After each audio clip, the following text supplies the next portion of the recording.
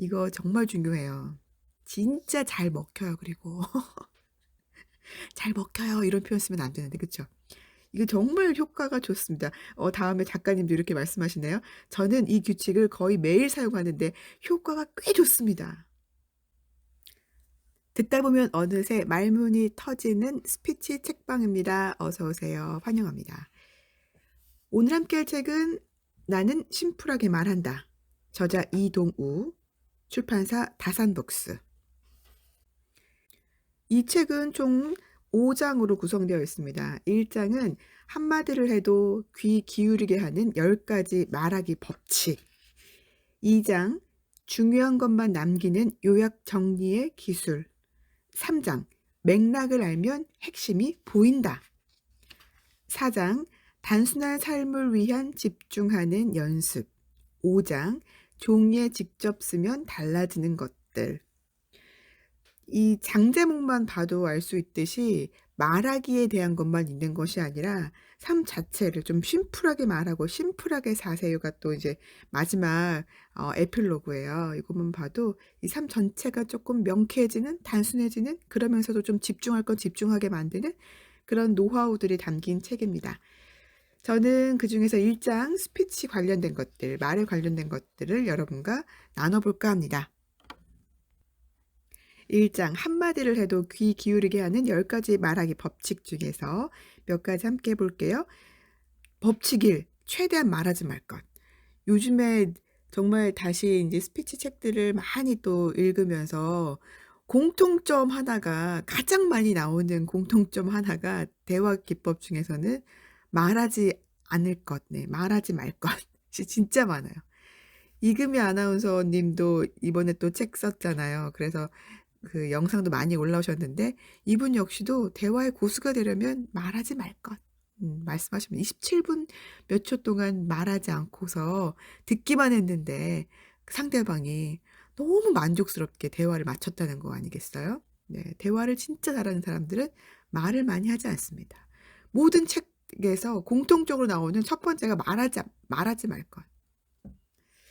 이상하게 우리는 대화할 때는 그렇게 말하지 않아야 되는데 말을 많이 하고 대중 스피치 할 때는 또 자신 있게 말을 또 많이 해야 되는데 또 말을 또 안 하고 쭈뼛쭈뼛하고 아는데 잘 안 되죠? 자, 법칙 4 에서 3 가지만 강조할 것이 있는데 이거 한번 여러분과 쪼끔 디테일하게 이야기 나눠 볼게요. 법칙 4, 3 가지만 강조할 것. 오늘 강의에 와 주신 여러분 감사합니다. 저는 오늘 딱 3 가지만 말씀드리겠습니다. 제가 오늘 방송에서 말씀드린 내용은 여러 가지인데요. 그중에서 3 가지만 기억하시면 됩니다. 오늘 미팅에서 기억할 만한 것은 3 가지 정도인 것 같네요. 그쵸? 말하기에 기술이 필요하지 않은 것은 아닙니다.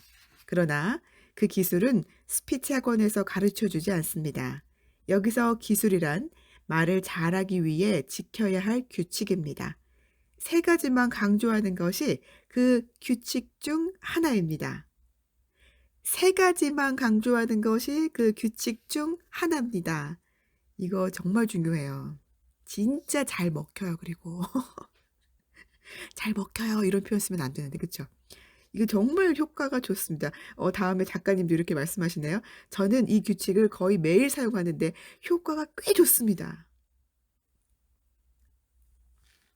잠깐 브랜드와 마케팅에 대해 이야기하겠습니다. 여러분이 특정 상품, 예컨대 핸드백, 구두, 넥타이, 셔츠 등을 구매하기 위해 백화점에 갔다고 해 봅시다. 그날 시간이 여유로워서 2 시간 동안 매장 8 군데를 살펴보고 마음에 드는 물건 몇 가지를 생각해 두었습니다. 여러분은 과연 어떤 물건을 고르게 될까요? 단언컨대 그날 아무것도 구매하지 못할 겁니다. 우리 뇌는 7개 이상의 브랜드와 상품을 구별해내지 못하거든요. 음. 그렇구나. 이거를 악용하게 되면 이렇게 하면 되겠다. 남자분들이 여자친구가 뭐 "사 달래." 비싼 거를 백화점 가재.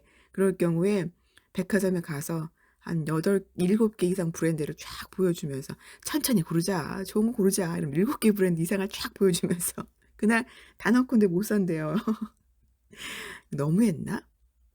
웃자고 한 얘기입니다, 여러분. 여러분 인식을 조금 더 도와드리기 위해서. 인간이 무엇인가를 기억할 수 있는 메모리의 용량, 이른바 워킹 메모리의 용량은 무한하지 않습니다. 그 한계는 우리가 생각하는 것보다 작지요.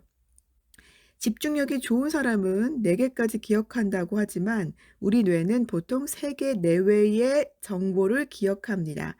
멀티태스킹을 자주 하거나 집중력이 좋지 못한 사람들은 그나마 2개 정도를 기억하며 우울증이 심한 사람은 1개에 그친다고 합니다.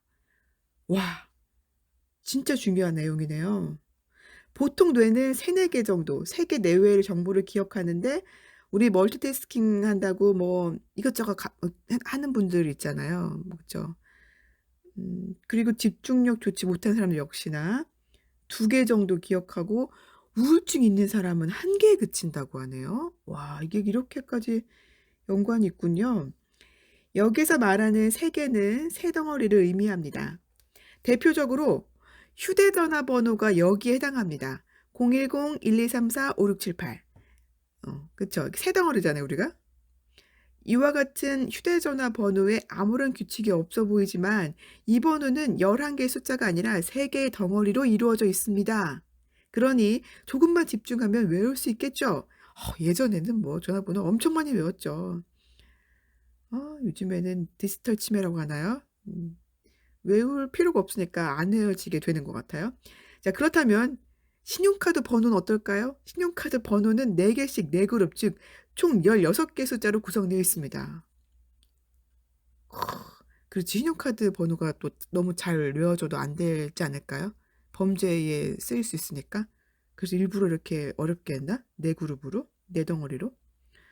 자, 휴대전화 번호보다 그룹 하나가 더 있는 정도지만 자신의 카드 번호를 외우지 못하는 사람이 태반이죠.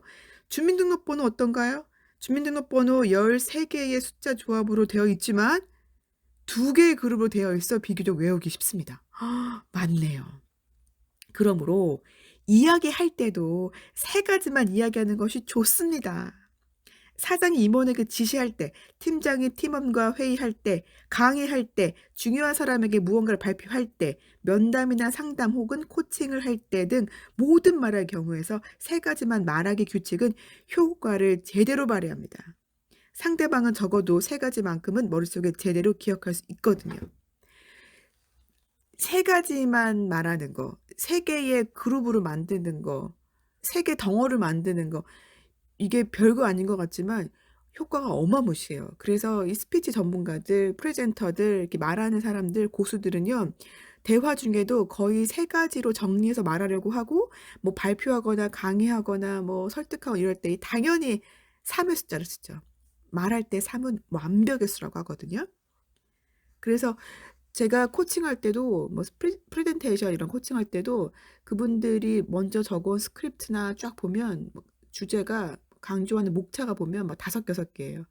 많을 때는 8개도 되거든요. 이런 것들을 다 잘라서 3개로 만들거나 비슷한 것들을 묶어 가지고 3덩어리로 만들어 드리는 거 먼저 하거든요.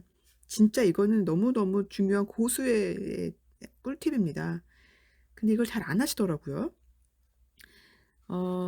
말을 잘해야 한다는 생각 때문에 가능한 한 많은 정보를 이야기하려고 하는 사람이 많습니다. 그 생각은 욕심으로 이어집니다. 청중이 알아야 할 게 무엇인지 줄줄 나열하면서 지적 우월감을 드러내고 싶어 하지요. 그러다가 분위기가 무르익으면 이른바 작두를 타고 작두를 타고 무슨 말인지 너무 와닿습니다. 자기 말에 취해 질주하기 시작합니다. 이쯤에서 잠깐 또 반성이 되네요. 저도 그럴 때가 있어요. 그분이 오실 때가 있거든요. 막 말이 터져 가지고. 자, 그런데 듣는 상대는 아랑곳하지 않고요. 그런데 잠깐 그렇게 해서 효과를 본 적이 있었던가요? 언젠가 모 은행의 지점장들을 대상으로 강의를 한 적이 있습니다. 그들은 토요일 아침에 특별 교육을 받기 위해 연수원을 찾아왔습니다. 그리고 그날 저는 최악의 강의를 하고 말았습니다. 너무 많은 이야기를 했거든요. 2시간 동안 보여준 파워포인트 슬라이드가 총 70여 장. 거의 2분당 1장꼴로 슬라이드를 넘기면서 강의했습니다. 많은 이야기를 전하고픈 욕심에 그렇게 했던 것이지요. 하지만 너무 많은 이야기를 한 나머지 청중은 그 무엇도 기억하지 못하게 되었습니다. 결국 그 은행에서는 2번 다시 저에게 강의 요청을 하지 않았습니다. 그런 경우가 가끔 있지요. 지금은 절대 그렇게 하지 않습니다. 아무리 중요한 자리에서 강의를 한다고 해도 아무리 중요한 사람과 미팅을 한다고 해도 세 가지만 말하기 규칙은 반드시 지키려 합니다. 네, 세 가지만 말하기 규칙은 반드시 지키려 합니다. 여러분 마음속에 되새기세요. 지금 중얼거릴 수 있으시면 따라해 보세요. 세 가지만 말하기 규칙은 반드시 지킨다. 한 번 더 해볼게요. 세 가지만 말하기 규칙은 반드시 지킨다. 물론 예외는 있죠. 상대방에게 많은 정보를 꼭 전달해야 하는 상황도 있으니까요. 하지만 이때도 그저 세 가지만 이야기하겠다고 말하고 더도 말고 덜도 말고 정말 세 가지만 말합니다. 공식적인 이야기는 거기서 끝내고 상대방의 정보를 더 듣고 싶어 할 때 추가로 말하는 식으로 진행하면 정말 고수인 거예요, 이거는. 질문을 오히려 유도하는 거죠. 오늘은 정말 중요한 게 많지만 그중에 세 가지만 말씀드리겠습니다. 해서 정말 정말 중요한 거 세 가지만 하면 질문이 나오거든요. 그럼 질문에 답변하면서 쪼끔 더 추가하는 방식이 훨씬 더 좋죠. 질문이 나왔을 때 더 이 뭐 강의가 됐든 그 뭐 대화가 됐든 그 스피치 자체가 더 버라이어티한 느낌, 일방적이지 않고 쌍방향으로 된 느낌 훨씬 더 살아있죠. 대화의 주인공은 항상 이야기를 듣는 상대방이고, 자, 다시 한번. 대화의 주인공은 말하는 내가 아니라 항상 이야기를 듣는 상대방입니다. 상대방을 대화의 주인공으로 잘 만들어주면 줄수록 여러분은 대화의 주도권을 가져올 수 있고, 그리고, 매력적인 말하기가 되죠. 여러분은 정말 매력적인 사람이 될 수 있죠. 말하는 사람, 강의를 하는 사람은 주인공에게 이야기를 전달하는 사람일 뿐이라는 걸 반드시 기억하세요. 우리는 직감적으로 말 많은 사람과 말 잘하는 사람을 분간합니다. 솔직히 말 많은 사람은 거슬리죠. 아무리 좋은 이야기를, 멋진 이야기를 떠들어도 우리는 그를 말 잘하는 사람이라고 생각하지 않습니다. 말 잘하는 사람은 그렇게 말이 많지 않습니다. 그들은 해야 할 이야기를 하고 청중이 듣고 싶어하는 말을 할 줄 압니다. 그리고 세 가지만 말하기 규칙을 어기지 않습니다. 진짜입니다. 세 가지만 말하기 규칙을 어 어떻게 해서든지 지키려고 하죠. 근데 여기에서 한 가지 또 체크하실 부분은 말할 내용이 또 많이 없는데 굳이 이걸 3 개로 늘릴 필요는 없어요. 2 개도 괜찮습니다. 그리고 정말 뭐 핵심 메시지가 1 개면 1 개도 괜찮아요. 다만 평균적으로 1개 너무 적게 느껴지고 3개 이상 4 개부터는 좀 많게 느껴져요, 청중의 입장 듣는 사람 입장에서는. 그래서 "3 개가 가장 적당하다."라고 말씀을 드리는 건데요. 만약 말의 내용이 뭐 그렇게 많지 않다, 전달할 내용이 많지 않다 그럴 경우에는 1 개, 2개 괜찮습니다. 네. 오늘 함께 한 책은 "나는 심플하게 말한다." 다산북수 이동우 님의 책에서 함께 해 봤습니다. 3의 법칙에 관련해서 해 봤어요. 여러분 3을 기억하시면서 말할 때에 새 덩어리를 넘지 않도록 한번 해 보시기 바랍니다. 스피치 책방이었습니다.